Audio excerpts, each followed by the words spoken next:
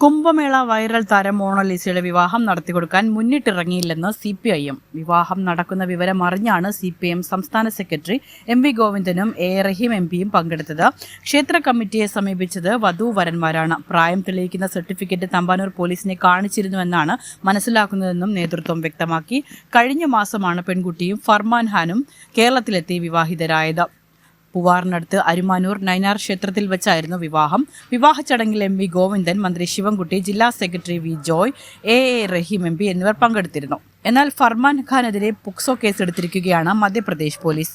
National commission for scheduled ട്രൈബ്സിന്റെ അന്വേഷണ റിപ്പോർട്ടിന്റെ അടിസ്ഥാനത്തിലാണ് കേസ്.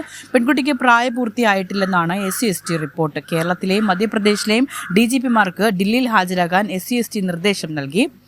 ഏപ്രിൽ 2-ന് ഹാജരാകണമെന്നാണ് അറിയിപ്പ്. വിവാഹത്തിന് വ്യാജ ജനന സർട്ടിഫിക്കറ്റ് നിർമ്മിച്ചെന്നും കമ്മീഷൻ കണ്ടെത്തി. 2009 ഡിസംബർ 30-നാണ് പെൺകുട്ടി ജനിച്ചത്. വിവാഹ സമയത്ത് പ്രായം 16 വയസ്സ് മാത്രമായിരുന്നു. വിവാഹ നടത്തിപ്പിൽ CPM പോപ്പുലർ ഫ്രണ്ട് ഇടപെടലുണ്ടോ എന്നും കമ്മീഷൻ സംശയം പ്രകടിപ്പിച്ചു. വിസ്മയ ന്യൂസ്, തിരുവനന്തപുരം.